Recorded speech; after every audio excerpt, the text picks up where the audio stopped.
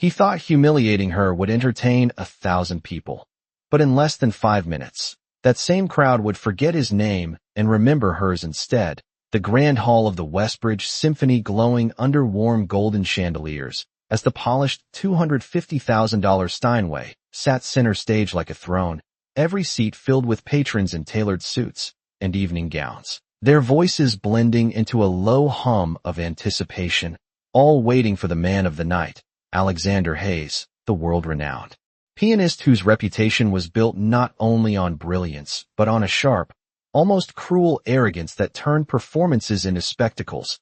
And as he stepped into the spotlight, the applause thundered, controlled, respectful, exactly what he expected, his silver cufflinks catching the light as he bowed with calculated grace, his eyes scanning the room not with gratitude, but with quiet superiority, because to him, this wasn't a performance, it was dominance, proof that no one in that room could match him, not in skill, not in presence, not in worth. And yet, just beyond the stage lights, barely noticed, a woman moved silently along the side wall. Emily Carter, dressed in a simple navy uniform, her hair tied back neatly, her presence so understated that even as she adjusted a music stand left slightly off-center, no one truly saw her, not the donors sipping wine, not the critics whispering into their phones, and certainly not Alexander, who paused mid-program, glancing toward the side, with a faint smirk as something about her presence amused him, perhaps the contrast, perhaps the audacity of someone so ordinary existing in a space built for excellence. And with that flicker of amusement turning into something sharper, he spoke into the microphone, his voice smooth but edged with something the audience had come to recognize, that subtle invitation to witness discomfort. "You there," he said, gesturing casually, as if calling on a prop rather than a person. "Have you ever played before?" A ripple of soft laughter moved through the room, not cruel, not yet, but curious, the kind that gathers before a moment tips into something else. And Emily paused, her hand resting lightly on the edge of the piano, her eyes lifting just enough to meet the stage lights, not defiant, not afraid, simply steady. And for a brief second, something unspoken passed through the air, something that didn't belong in a joke. But Alexander, already committed to the moment, leaned in slightly, his smile widening. "Why don't you join me?" he added, his tone light, almost generous, though the intention beneath it was anything but, and the audience shifted in their seats, sensing what was coming, the setup, the imbalance, the quiet assumption that this would end exactly as expected, because in rooms like this, people like her were never meant to surprise anyone. And yet, as Emily stepped forward, her shoes barely making a sound against the polished wood, there was something in the way she moved, unhurried, unshaken, that didn't quite fit the script they had already written for her. And somewhere in the back row, a man stopped mid-sentence, his eyes narrowing just slightly, as if trying to remember something he couldn't quite place, while Alexander gestured toward the bench with theatrical politeness, stepping aside as the spotlight shifted, brighter now, isolating her from the shadows she had come from. And in that sudden silence, just before expectation turned into judgment, Emily Carter placed her hand above the keys, and the room, without realizing it, began to hold its breath. The silence stretched longer than anyone expected, not awkward but heavy, as if the room itself was waiting to decide whether this moment would become entertainment or something else entirely. And Alexander Hayes, still standing just a step behind, tilted his head slightly, watching her with that same amused curiosity, convinced that whatever happened next would only reinforce the gap between them, because in his world, mastery was visible, polished, announced long before the first note was ever played. And Emily Carter did not look like mastery. She looked like someone who cleaned up after it, her fingers hovering above the keys, not trembling, not hesitant, just still, as though she were listening to something deeper than the murmurs of the crowd. And a faint whisper drifted through the front rows, someone quietly asking if this was part of the program, another stifling a laugh, expecting a clumsy attempt, a misplaced chord, a reason to lean back and feel confirmed in their assumptions. But Emily did not acknowledge any of it, her posture relaxed, her shoulders loose, her breathing even. And then, without announcement, without flourish, her hands lowered, and the first chord rang out, clean and deliberate, cutting through the air with a clarity that did not belong to uncertainty. It was not loud, it was not dramatic, but it was precise, and that precision landed differently than anyone expected, a subtle shift rippling across the audience as a few heads lifted, their expressions changing not into admiration yet, but into confusion, because that was not what failure was supposed to sound like. And Alexander's faint smile tightened just slightly, almost imperceptibly, as he stepped closer to the piano, his arms no longer folded, his attention narrowing, trying to place what he was hearing. But Emily had already moved into the next phrase, her fingers gliding with a familiarity that felt practiced, not rehearsed for show, but lived, each note connecting to the next with an ease that suggested something deeper than technique. And the room responded in fragments, a glass set down quietly on a table, a phone lowered halfway through recording, a critic leaning forward in his seat, his pen hovering above his notebook, unsure whether to write yet. And still, Emily did not look up, her eyes fixed softly on the keys, her expression unchanged, as if the room no longer existed, as if the only conversation happening was between her and the instrument. And somewhere in the back, the man who had paused earlier leaned toward the woman beside him, his voice barely audible as he murmured, "That touch, that phrasing, that is not amateur." And the woman frowned, shaking her head as if refusing to accept what her ears were beginning to suggest, while, on stage, Alexander shifted his weight, the confidence that had filled his posture moments ago now interrupted by something less certain, something he did not recognize in himself, because the line between control and unpredictability had just blurred, and for the first time that evening, he was not entirely sure which side he stood on. And as Emily's hands continued to move, steady, unhurried, building something the room could no longer ignore, the laughter that had once hovered in the air had completely disappeared, replaced by a silence that felt sharper, more attentive, and far less forgiving. The melody did not rush to impress. It unfolded with intention, each note placed with a kind of quiet authority that no one in the room had prepared for. And as the phrases began to connect, something deeper revealed itself, not just skill, but interpretation, the kind that could not be faked. The kind that only came from years of understanding what music meant beyond performance. And the audience felt it before they could explain it, a subtle tightening in their chests, a stillness in their hands. Even the servers along the walls stopped moving, trays suspended mid-step, as if breaking the moment would cost something irreversible. And Alexander Hayes, now standing closer than before, felt the shift more sharply than anyone, because what he was hearing was not imitation, it was not luck, it was not even raw talent, it was mastery, controlled and deliberate, the kind he had spent decades building. And yet here it was, emerging from someone he had dismissed seconds ago, and his mind began searching for explanations, some hidden training, some coincidence, anything that could place her back into a category he understood. But the longer she played, the less those explanations held, because Emily was no longer simply playing the piece, she was reshaping it, her tempo bending with confidence, her dynamics rising and falling with precision that suggested complete ownership, and a quiet gasp escaped from somewhere near the front as a difficult passage approached, one that even seasoned performers treated with caution, and yet her hands moved through it without hesitation, not fast for the sake of speed, but exact, every note landing with clarity, and the room reacted in unison without realizing it, shoulders leaning forward, breaths held, eyes fixed, because the possibility they had not allowed themselves to consider was now impossible to ignore. And in the back row, the man who had spoken earlier sat upright, his voice no longer a whisper as he said, "I have heard that interpretation before." And the woman beside him turned, confusion written across her face as he continued, quieter now but certain. 10 years ago, New York, a prodigy who vanished after one performance. And the words did not spread yet, but they lingered, moving slowly through the edges of awareness. While on stage, Alexander's composure continued to fracture in small, controlled ways, his posture stiffening, his gaze fixed on her hands as if trying to catch a mistake that refused to appear. And for the first time in his career, he was not the center of the moment. He was standing inside someone else's, and Emily remained untouched by all of it, her expression calm, her focus absolute, as if she had already accepted something the rest of the room was only beginning to understand.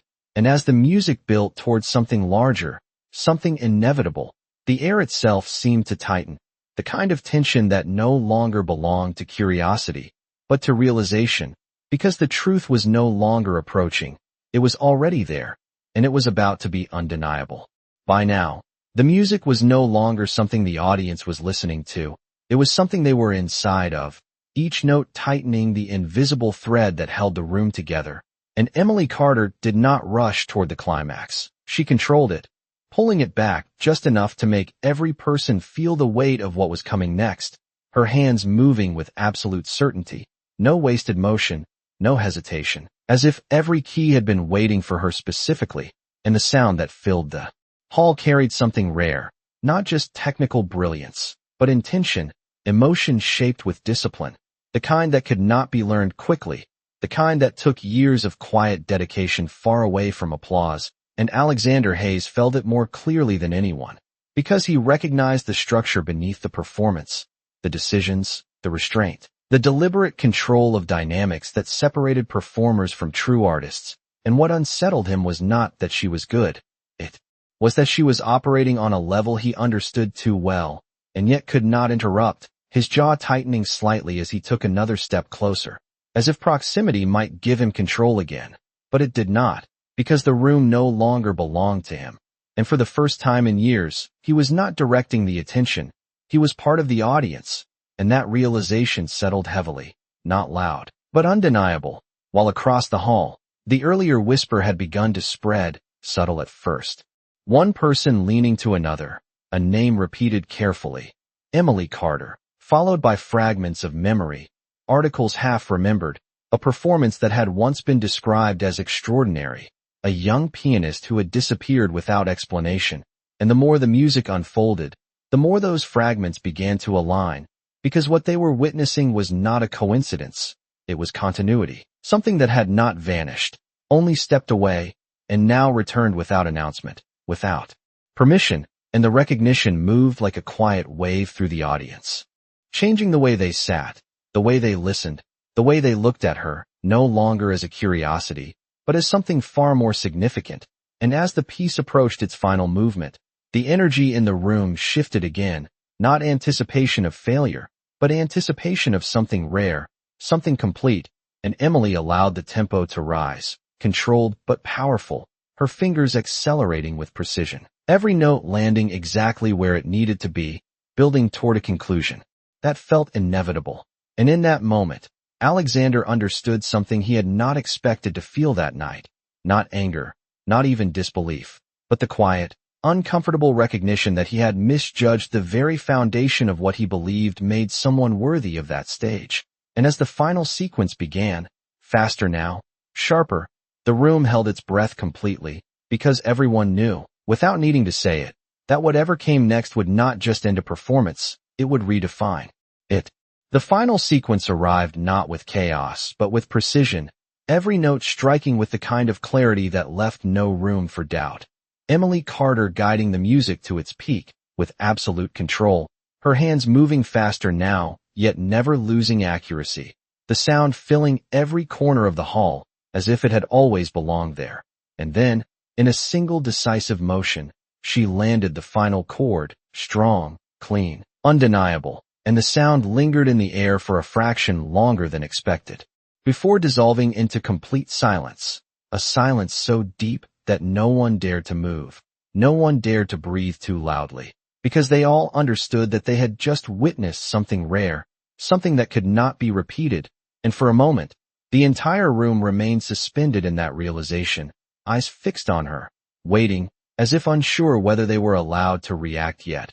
And Alexander Hayes stood frozen just behind her, his expression no longer controlled, the confidence that once defined him replaced by something quieter, something heavier, the undeniable recognition that the stage he had dominated for years no longer belonged to him in that moment, because it had been claimed without force, without announcement, simply through undeniable mastery.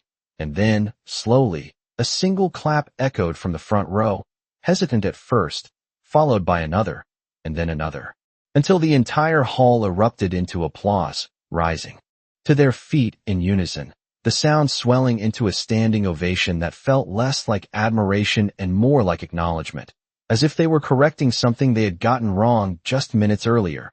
But Emily did not turn to face them immediately. She remained seated for a brief second, her hands resting lightly on her lap, her expression calm, untouched by the intensity around her. And when she finally stood, she did not bow the way performers usually did. She did not seek the spotlight that now followed her every movement. Instead, she stepped away from the piano with the same quiet composure she had carried when no one noticed her. And as she passed Alexander, she paused just long enough for him to realize that this moment was not about defeating him. It was about revealing something he had failed to see. And in a voice soft enough that only he could hear, she said, "Music does not belong to those who look important. It belongs to those who listen." And then she continued walking, leaving him standing there, the applause still roaring behind her, yet somehow no longer his. And as she reached the edge of the stage, a voice from the audience called out her name, clearer now, stronger, "Emily Carter." And the name spread instantly, rippling through the crowd like a revelation finally spoken out loud. Faces turning, whispers rising, recognition locking into place. And Alexander's eyes widened slightly as the pieces aligned in his mind. The memory of a prodigy, a name once spoken with reverence, now standing just steps away from him, no longer hidden, no longer overlooked. And yet she did not stop. She did not turn back to claim what had just been given to her, because she never came for recognition. And as she disappeared beyond the curtain, the applause continued, louder than before, but the meaning had changed, because now it was not just for what they had heard. It was for what they had finally understood. And in that moment, the room did not belong to fame, it belonged to truth. The applause did not fade when Emily Carter disappeared behind the curtain. It grew louder, almost restless, as if the audience was trying to hold on to something that had already moved beyond them. And on stage, Alexander Hayes remained where she had left him, standing beside the grand piano that moments ago had felt like an extension of himself, now strangely distant, almost unfamiliar, his eyes still fixed on the space where she had been, as the sound of her final chord seemed to echo somewhere deeper than the hall itself. And for the first time in years, he did not move to reclaim the moment. He did not step forward to bow, did not raise his hands to guide the audience back into his control, because something inside him had shifted, quietly but completely, and around him, the audience began to change as well, not in volume, but in awareness, conversations sparking in low voices, fragments of realization connecting into something larger, critics who had once written his praises now exchanging glances that carried new questions, donors leaning toward each other, repeating her name with growing certainty, Emily Carter, as if saying it enough times would confirm that what they had just witnessed was real. And near the front, the man who had first recognized her stood slowly, his expression no longer surprised but resolved, as if a mystery long unsolved had finally found its answer. While behind the curtain, away from the light and the applause, Emily walked down a narrow hallway lined with equipment cases and coiled cables, the noise of the crowd fading with each step, her pace steady, her posture unchanged, as though nothing extraordinary had just occurred. And a young stage assistant, barely in his 20s, stepped aside quickly as she passed, his eyes wide, his voice catching slightly as he said, "That was incredible," but she only offered a small nod, not dismissive, not proud, simply acknowledging the moment without holding on to it. And further down the hall, an older technician who had worked in the theater for decades watched her go with quiet understanding, because he had seen many performers chase applause, but very few walk away from it so easily. And back on stage, Alexander finally exhaled, a slow, measured breath as he turned toward the audience, the applause still ongoing but no longer directed at him. And for a brief second, he considered speaking, saying something to restore balance, to explain, to regain control, but the words did not come, because there was nothing he could say that would change what had already been revealed. And instead, he lowered his gaze slightly, not in defeat, but in recognition, the kind that comes too late to prevent a mistake, but just in time to understand it. And as the applause gradually softened into scattered conversations, one truth settled quietly over the entire room, not spoken, not announced, but deeply felt, that greatness had just walked in unnoticed, proven itself without asking, and left without waiting to be seen. And in that lingering silence that followed, even after the last clap had faded, the space felt different, as if it had learned something it could not unlearn, something that would stay long after the lights dimmed and the doors closed. Because some moments do not end when the music stops, they begin there. The hallway had grown quieter, the distant echo of applause now reduced to a faint hum behind thick walls. As Emily Carter continued walking without hesitation, her footsteps steady against the polished concrete floor, passing rows of dim utility lights and closed dressing room doors, and though the world behind her was still reacting, still unraveling the moment she had created, she carried none of it with her, her expression unchanged, her breathing even, as if what had just happened was not an interruption to her life, but simply a brief return to something she had never truly left. And as she reached a small side exit near the back of the building, she paused just long enough to slip on a simple gray coat hanging from a hook, the fabric worn but clean, before stepping outside into the cool night air, where the city moved on as it always did, cars passing, distant conversations blending into the rhythm of an ordinary evening, completely unaware that inside that building, something extraordinary had just taken place.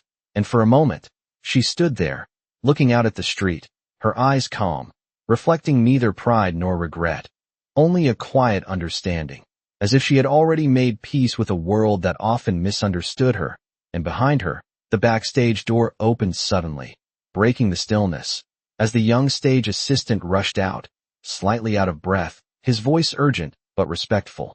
"Wait, Miss Carter," he called, stopping a few feet away, unsure how close he should stand, his hands fidgeting slightly as he tried to gather his words. "They are asking for you.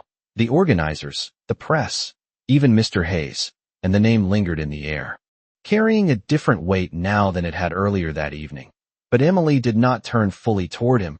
She only glanced back briefly, her expression soft but distant, as if the invitation did not surprise her, and yet did not move her either.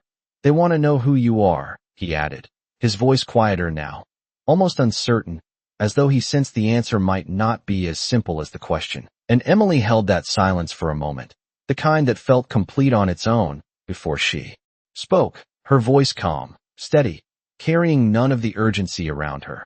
They already heard everything they needed to know, and the assistant blinked, unsure how to respond, his expectations not aligning with the simplicity of her answer. And inside the hall, the energy had shifted again, the audience now buzzing with questions instead of applause, conversations overlapping as people searched for information, pulling out their phones, scrolling through articles, images, fragments of a past that was beginning to resurface. And on stage, Alexander Hayes stood alone beside the piano, the spotlight still faintly illuminating the space where Emily had been, his reflection visible on the polished surface of the instrument.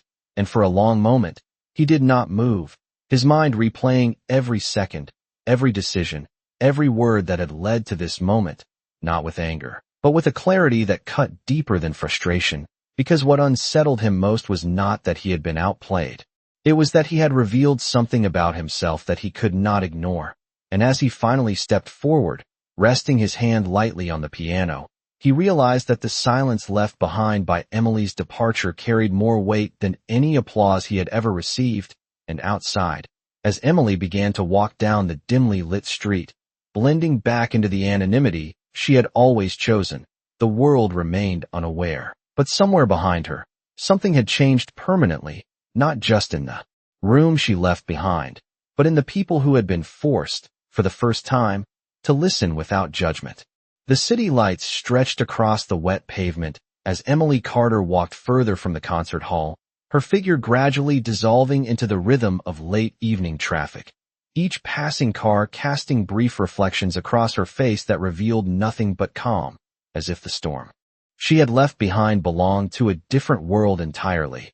And yet behind her, inside that grand hall, the silence she created had not settled, it had evolved, growing louder in a different way, not through sound but through realization, as clusters of people gathered in hushed circles, voices overlapping, phones glowing as names, articles, and fragments of forgotten headlines resurfaced, and one by one, the truth began to assemble itself, not dramatically, but inevitably, like a memory.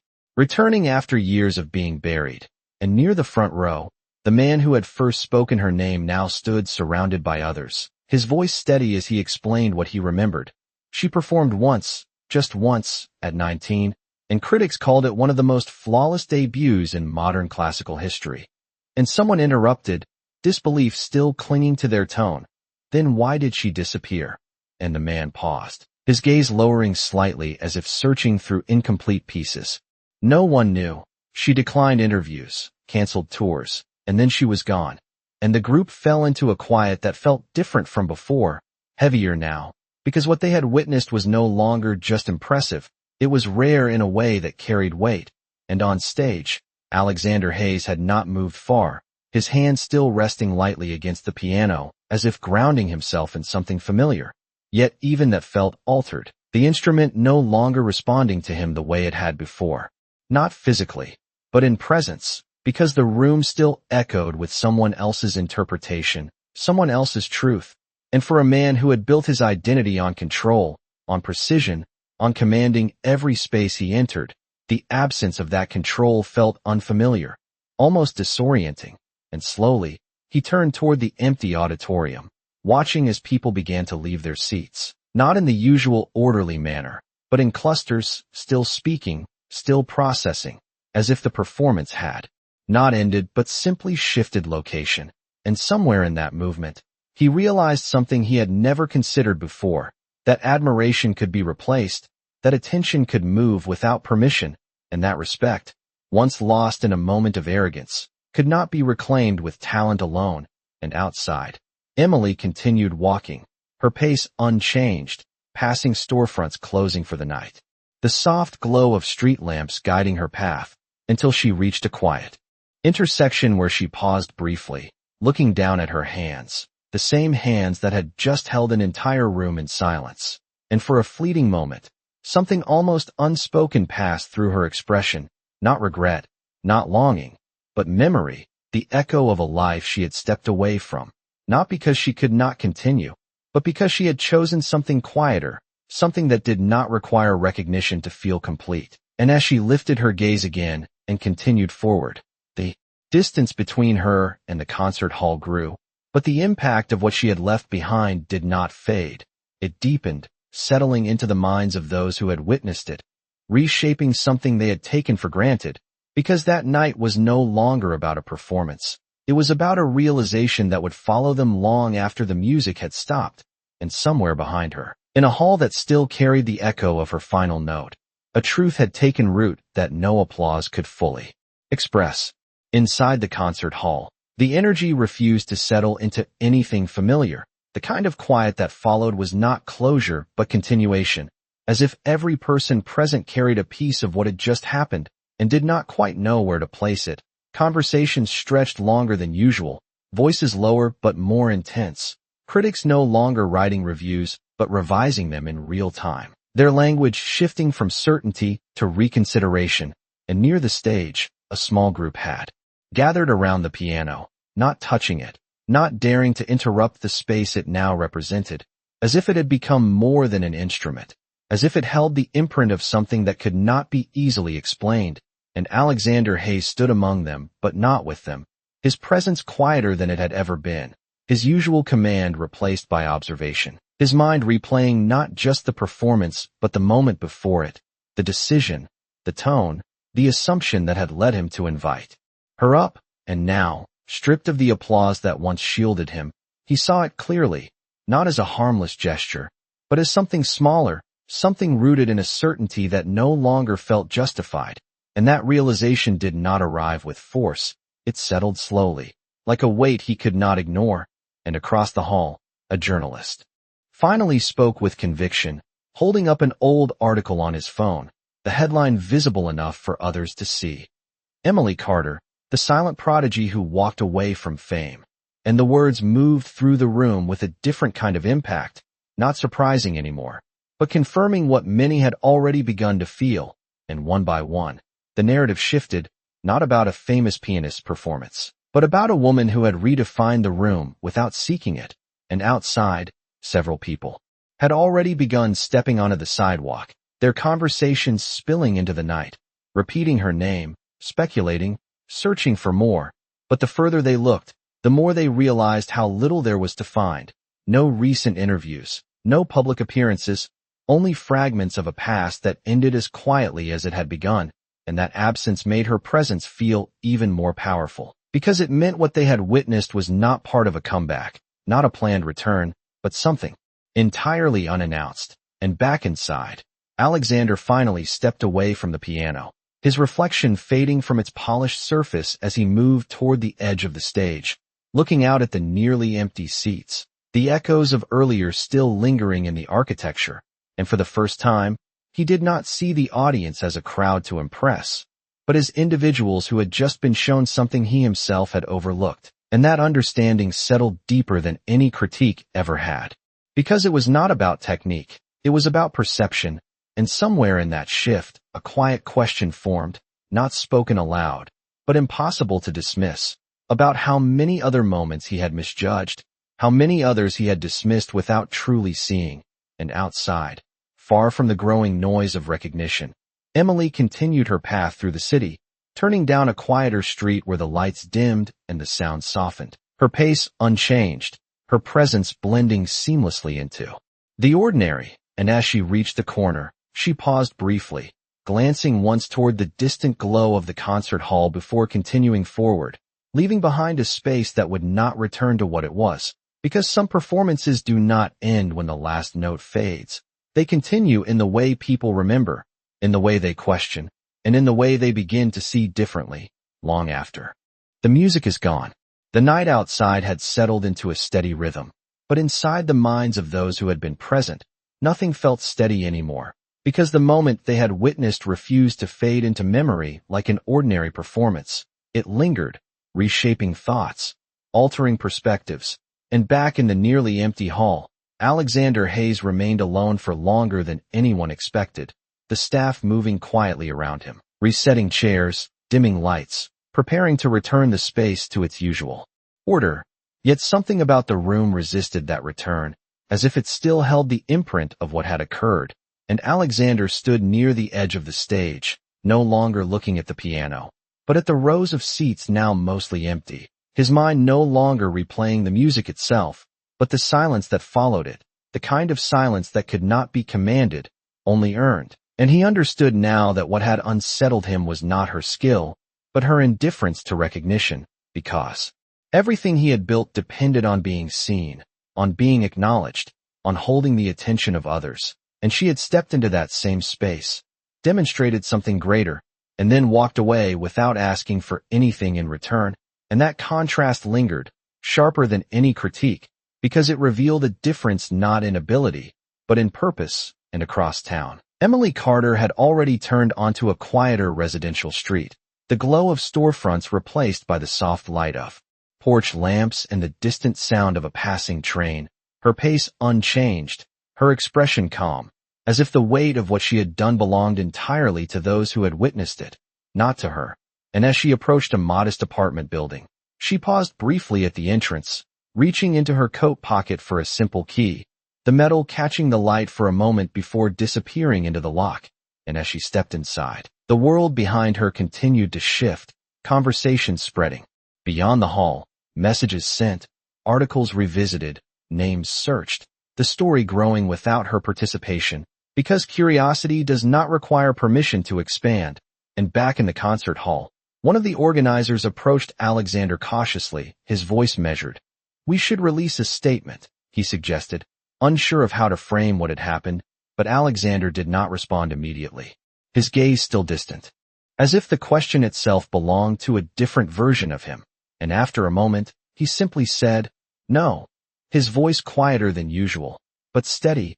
And the organizer hesitated, confused. "But people are asking questions." And Alexander nodded slightly, not in agreement, but in acknowledgement.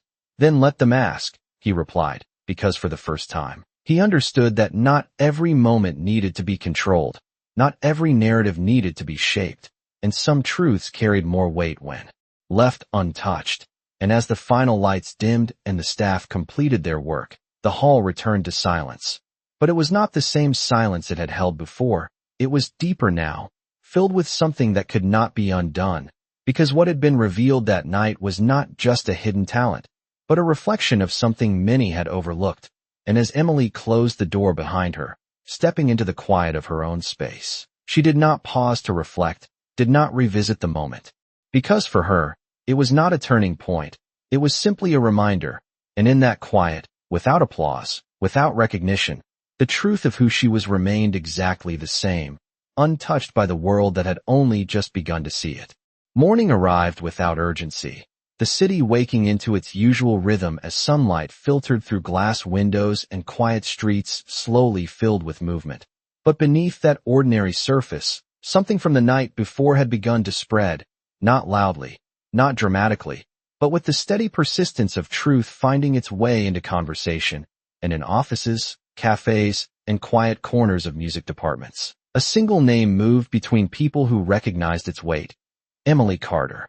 Spoken first with curiosity, then with growing certainty, as old recordings were revisited, archived performances resurfaced, and fragments of a story long paused began to connect again, and in one small apartment, far removed from the growing attention, Emily sat at a modest wooden table with a cup of coffee cooling beside her, the morning light resting gently across the room, illuminating nothing remarkable. No awards displayed, no photographs of past performances, only a quiet space that reflected the life she had chosen, simple, contained, uninterrupted, and as she reached for a folded piece of sheet music placed carefully beside her, her movements remained calm, deliberate, as if the world outside had no claim on her time, no expectation she felt obligated to meet. And yet across town, in a much larger, more structured environment, Alexander Hayes stood alone in a rehearsal studio, the polished piano before him waiting in silence, its presence familiar yet different now, as though something intangible had shifted in the way he approached it, and for several moments, he did not sit, did not play. He simply stood there, his reflection faintly visible in the black surface. His thoughts no longer centered on perfection, but on understanding. And when he finally lowered himself onto the bench, his hands rested on the keys without pressing them, the weight of them unchanged, but the intention behind them no longer the same. Because for the first time, he was not preparing to impress. He was searching for something quieter, something that did not rely on an audience to exist. And as he played the first note, it came softer than expected, not lacking in skill, but stripped of the sharpness that once defined his performances, replaced instead by something more measured, more aware, and in that moment, he realized that what had unsettled him the night before was not just the presence of someone greater, but the absence of something within himself that he had overlooked, and that realization did not diminish him. It reshaped him, slowly, quietly, without announcement, and outside. The conversations continued to grow, articles beginning to form, headlines preparing to frame the event in ways that would capture attention. But none of them could fully explain what had happened, because it was not simply a return, not simply a revelation. It was a reminder, one that did not belong to a single night or a single performance, but to something deeper about how easily value is misjudged, how quickly assumptions replace understanding. And back in her apartment, Emily lifted her gaze from the sheet music for a brief moment, her eyes steady, her expression unchanged, as if she could sense the shift without needing to see it. And then, without hesitation, she began to play, not for an audience, not for recognition, but because the music had always been there, waiting, unchanged by whether the world chose to listen. And in that quiet room, far from the growing noise of rediscovery, the truth remained simple, that what is real does not need to return. It never truly leaves. By the afternoon, the story had taken on a life of its own, not shaped by headlines but by the quiet insistence of those who had been there, their voices carrying something more credible than speculation, because they had felt the shift themselves. And across platforms and conversations, one detail remained consistent, not the name of the famous pianist, but the presence of the woman who had changed the room without trying to. And in rehearsal studios, classrooms, and private offices, musicians who had spent years studying technique, found themselves replaying the same question, not how she played, but why it felt different, why it had silenced a room that was accustomed to applause. And in his studio, Alexander Hayes sat once more at the piano, the same instrument, the same environment, yet nothing about it felt routine anymore, because the absence of an audience had removed the expectation he once relied on, leaving only the sound itself. And as his fingers moved across the keys, he listened differently, not for perfection, but for honesty, each note carrying a weight that could not be masked by speed or complexity. And in that quiet process, something began to shift, not dramatically, not in a way others could see yet, but internally, where the need to impress slowly gave way to the need to understand.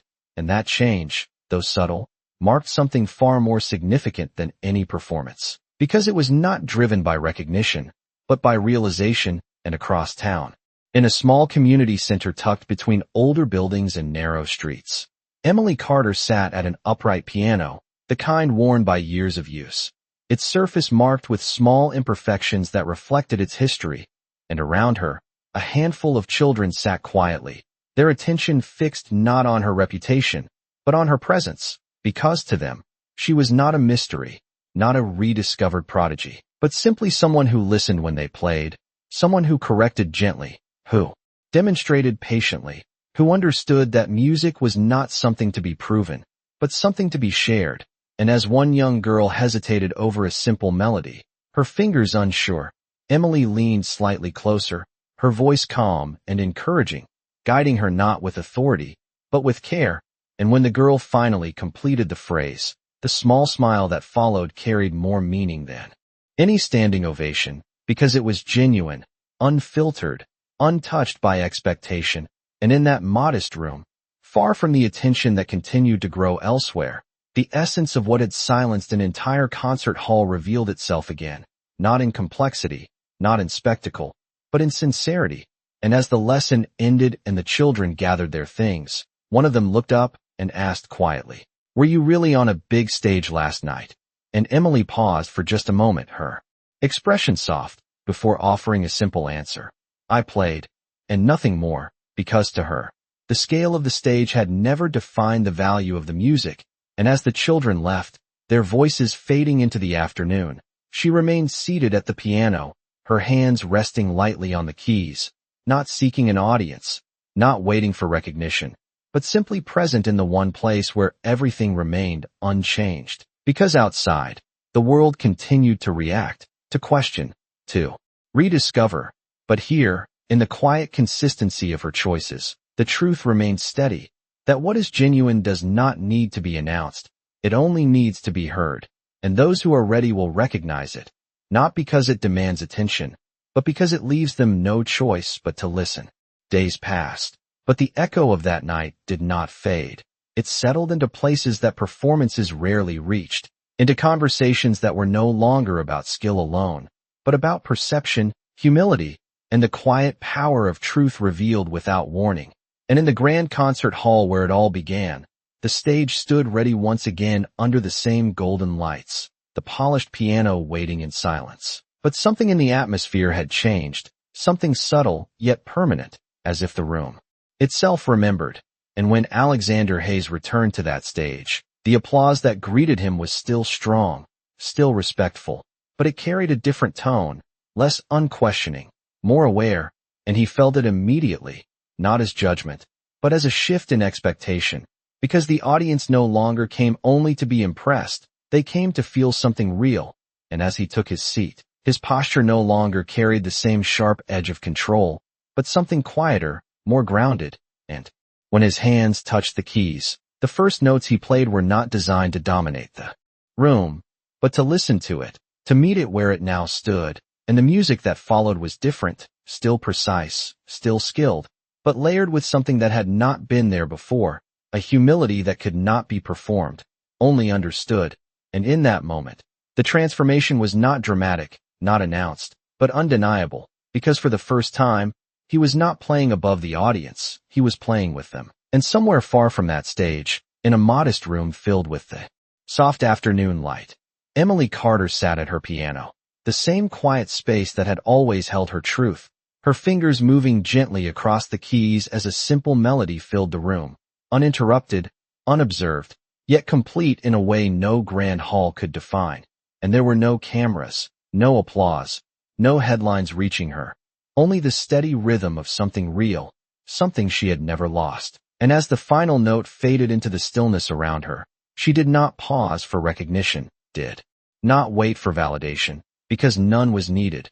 And back in the concert hall, as Alexander finished his performance, the applause rose once again. But this time it carried something deeper, not just admiration, but respect, not just for his talent, but for the change they could feel without needing it explained. And as he stood to bow, his gaze lifted briefly, not toward the audience, but toward the empty space beyond the lights, as if acknowledging something unseen yet fully understood. And in that quiet acknowledgement, the lesson of that night remained, not spoken, not written, but carried forward in every note that followed, because greatness had revealed itself without permission, and humility had learned to listen. And from that day on, the world did not just remember a performance, it remembered a truth, that dignity does not demand attention, it commands it in silence.